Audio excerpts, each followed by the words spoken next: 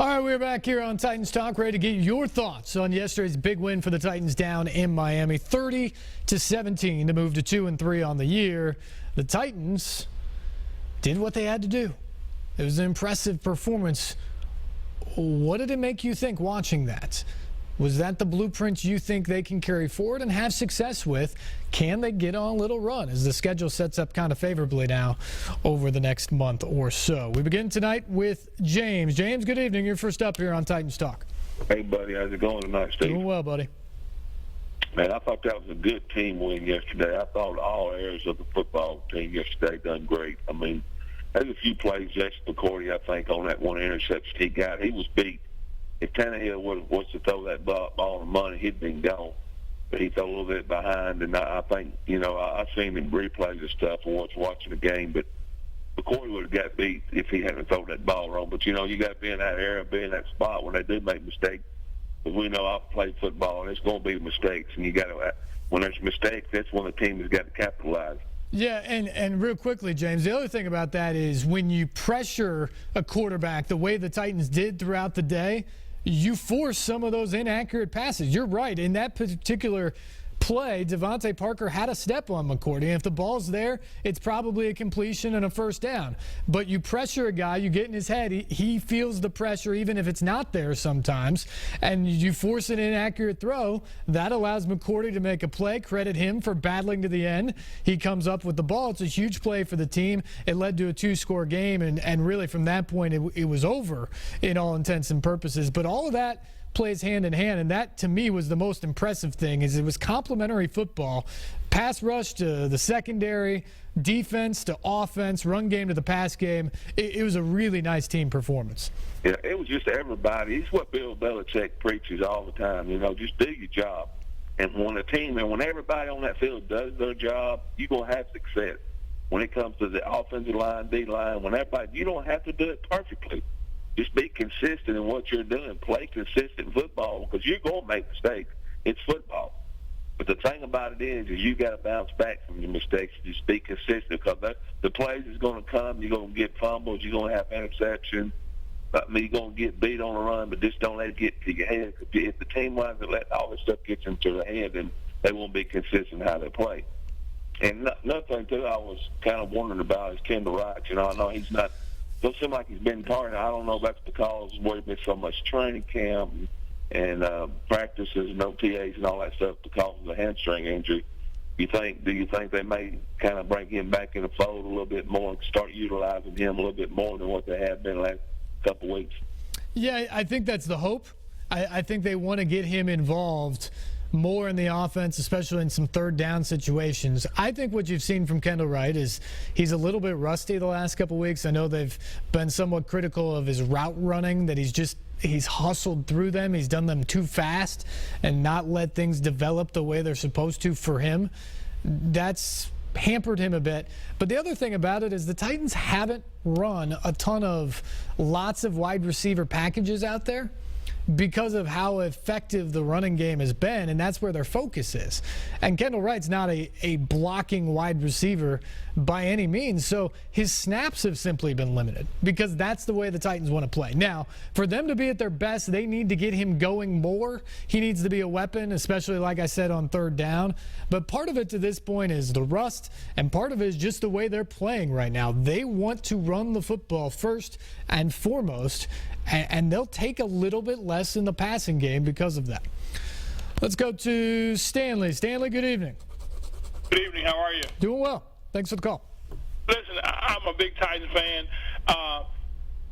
Yesterday, we won because we were supposed to win. The offensive line, great job. Defensive line going to continue to come along. But here's my concern. If we don't continue to, or we don't start to run Derrick Henry and get him involved on a regular basis, I don't think that we're going to be what we really need to be, because that guy is dynamic.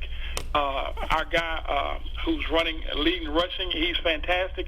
But can you imagine if we came back with a 1-2 punch on a regular basis, how it would open up things down the field and also give an opportunity? They can't stop it. Stanley, what would you have done yesterday? I mean, they ran for 235 yards. I don't have Henry's exact numbers in front of me, but, he ran for like 75 or something on 10 carries or something like that. I mean, Murray had 27 carries. How many more times do they need to rush it to give him an appropriate number of carries? Well, I don't think it's certainly a certain number, but we know that he's not an integral part of the offense. He's kind of a third down guy down by the goal line. But again, when I saw our number one guy punching that thing out for 7, 8, 10, 15 yards, if we could have come back more so with Derrick Henry back to back and then went downfield, I'm telling you, it would be a positive thing for our offense as a whole. And I think we're doing a great job. I think we're going the right direction. But I would like to see Derrick Henry get more carries because I know who he is and where he came from, what his strengths are, and I would just like to see it more. Yep, Stanley, we appreciate the call. I think something you said there is something I've heard from a lot of people, though. You know who he is and where he came from. He's the Heisman Trophy winner from Alabama, an SEC school that we all watch all the time. But right now, DeMarco Murray's better.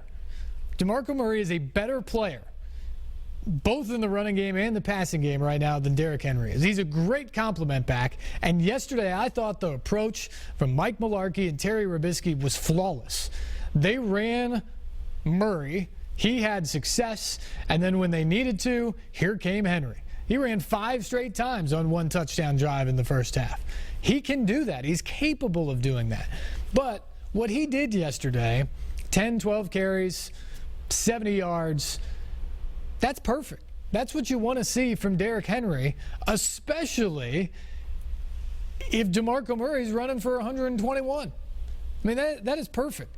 The 235 yards rushing the Titans had yesterday was the most they've had as a team since November of 2009. And that was the biggest rushing performance in the history of the franchise. That was what they want to do. What you saw yesterday, that was the offense they won. And you saw as well, when they did that, how much it opened up the passing game. 8 guys caught the ball yesterday. 3 different guys had touchdown passes from Mariota. The offense did not turn the ball over for the first time in 22 games. That was as close to a pitch-perfect offensive performance and an offensive game plan from the Titans as I think you're going to see. I think Derrick Henry's got a big future, and I think they will try to get him more involved, maybe even some 2-back sets with the 2 of them to try to get a little deception in there. But frankly, I think the complaints about getting Henry in there are founded just in the fact that we all know he's a Heisman Trophy winner and we feel like he should be doing more. But right now, he's playing well, and playing well is the secondary component to the guy who's the best running back in football right now. That's a pretty good combination. And I don't think the Titans need to worry too much about fixing that right now. Let's go to Jesse. Jesse, good evening. Yeah, how are you? Doing well. All right, all I got to say is the Titans played a good game yesterday. Marcus Mariota, he did a good job. He was running the ball also. He's a good passer and a good runner. A lot of people might not know that, but he reminds me of a young Steve McNair in a way. And I think they executed the game plan very well. I think they did a very good job. And whatever they're doing right now is what they need to keep doing. Defense finally came through with the big game, and I'm proud of them. I'm glad to see 6 sacks, 2 interceptions. Let's hope for more, because if the defense can continue to play that way, then we can win games. It's been proven that defense wins championships. Look at the Broncos. Look at the Ravens.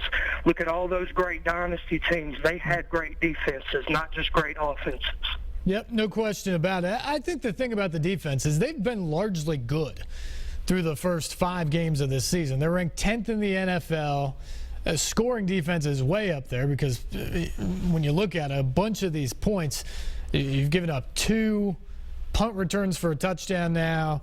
You've got 2 turnovers that went directly for touchdowns against the Vikings, a safety in the Detroit game. In terms of scoring defense, which is the most important, frankly, this Titans defense has been really good. What you saw yesterday was a team that had been close a bunch defensively finally get there. Whether it was the sacks and piling up 6 of them, or the interceptions of guys making a play. The Jason McCourty play comes to mind. Damian Stafford's interception really put the game away in the fourth quarter. They got there, and they finally made the play yesterday. That's huge, and they've got to continue to do that because turnovers are such an important part of the game. But this defense has been largely very good. And offensively, Marcus Mariota, yeah, he's a dual-threat quarterback, but the biggest thing I liked about his game yesterday is the decision-making. I think early on in this year, he's pressed. And maybe it's because of some of the running game. He's not getting as many opportunities to throw it. Maybe it's new wide receivers and not having the greatest rhythm with them yet. Delaney Walker was hurt a little bit in the first month of the year. Whatever the reason, it seemed like he was trying to do a little too much at times. Yesterday, because of the running game, he managed things well. He got him the right plays, first of all, to run. And then when it was time to pass, he took what was there. He was accurate. He checked down. He didn't try to force the ball. Even on 3rd and 12, he'd take an 8-yard pass and punt and say, okay, we'll live to fight another down or another series, and not try to force it in there and possibly have the big mistake. I think you love to see that. He also ran. He used his legs, which is such a dangerous weapon. He was smart with it. He got down and he slid, but he picked up some big first downs for the offense as well by scrambling. I thought he managed the game very well yesterday. And when he manages the game well, then the talent takes over, and you see the arm, and you see the legs, and that's big for this Titans offense. Let's go to Gordon. Gordon, good evening. You're next up here on Titans Talk. Hi, Steve. Mostly when I called in before, I've been critical of the team, so it's nice to actually have some positive things to say, and I agree with just about everything you said earlier in the show. I'm cautiously optimistic. It's still only 1 in a row, and it was against a weak team, but we have a few more weak teams, and if you win 3 or 4 in a row against weak teams, you got to beat them first, and you beat the better teams. So, I liked what I saw yesterday. A couple of things I liked that I'm not sure were mentioned on the show is the last 2 weeks, I've liked the way Mariota has thrown the ball downfield. He's leading his receivers, and that was one thing I was very critical about last year and early this year. Hey, once your receiver gets behind the defender, better to overthrow it than underthrow it. And, he overthrew it a couple of times, but he also was leading his receivers. I liked seeing that. The other thing I liked was the penalties were way down. Yeah, good point. Didn't beat ourselves. And I think if we can stop beating ourselves, we're going to beat some other teams. So I liked a lot of what I saw, and we got to stop giving up the big plays. But God, DeMarco is one of the most consistent players on the team. I wouldn't put Henry in favor of him. Not while he's doing so well. So I'm cautiously optimistic. I think that maybe there's some light at the end of this long tunnel we've been through. Yeah, Gordon, thanks for the call. I think that's probably the right approach based off of what we've seen. They got to do this, actually. They got to actually string the wins together before you probably become a true believer. But when you talk about beating a bad team yesterday, the Titans have been the bad team for such a long time. They've been the bottom feeder where even the marginal teams or the average teams walk in to Nissan Stadium or their home stadium and walk all over the Titans to get a win. Yesterday was one of those games. Like I said, the Dolphins were favored yesterday. That tells you a bit about the history and what people think about the Titans. For them to go in and just to dominate them on both sides of the ball, that's a step. And so now if the Titans are better than the bad teams, start beating those teams up. And you're exactly right. You start winning consistently against the bad teams. Now all of a sudden you're kind of right there in the middle. You're one of those teams that's fighting for the last few playoff spots. And if you do that, now you give yourself a chance to maybe win some of those games. And that's what we're talking about here is you can't put the cart before the horse, obviously, with the Titans based off of their past. They got to start doing it before you truly believe. But if you can beat up on a few more bad teams here, that gives you a chance to maybe beat up on some average to good teams in the month of November. And if you can do that, all of a sudden you're playing for some really big stakes in December. Some big division games there, including the Texans at home to end the season, and some possible playoff teams. Broncos have been great early on in the year, and the Chiefs as well there in the month of December. Let's go to Chris. Chris, good evening. You're next up here. Hey, what's going on, Steve? I always enjoy your show, man. Appreciate that, and thanks for the call. Okay, I just have a quick statement and a quick question. I almost can't add anything to the last caller, so I love the positivity coming from everybody calling, man. It's finally glad to hear Titan Nation, man, Titan people talking good about Titans. It's fun to get ready to watch the games on Sunday again, and like you said, we're in games. This time last year, it was almost hard to watch. You knew going in you didn't have any playmakers. The defense was good, but the offense you just knew wasn't going to put up enough points to win a game. My question is this. With that being said, you play the good teams. You know, we have the Packers coming up. You have to be able to put points on the board. The good teams stop your one player. Our running game, if you shut down our running game, nobody can kill a defense, I don't think. Our best receiver, Walker, I don't think we have the capability to keep up with the big teams. The good thing is, looking at the schedule right now, with exception to the Packers, we don't have a tough schedule to end out the season. We pretty much started about as tough as we're going to get all year, so I think that we have a chance to win this division. Thank you, Stephen. Have a good night, buddy. Yeah, appreciate the call. I think those are good points, and I would agree. I mean, here's the thing. It's a process. You're talking about a team that's been tied for the worst record in the league the last 2 years. They've picked number 2 and then held the number 1 overall pick in the draft. There's a reason for that. There is a dearth of talent around these parts, and we all know it. They've done a good job of building up this roster and making it something different and making it something better. But there's still holes. These wide receivers as a unit are not very good.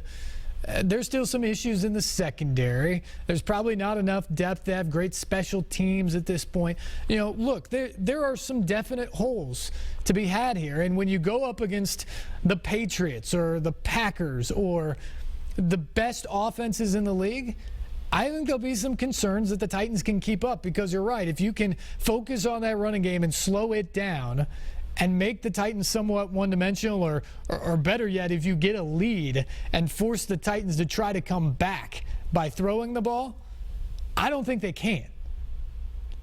So the Titans' hope in those games is to control the clock by running the football. Be stubborn with it.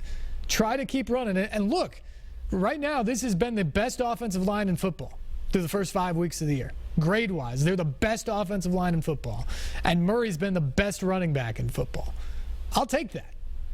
Somebody's going to have to do a really good job defensively to completely take them out of the game.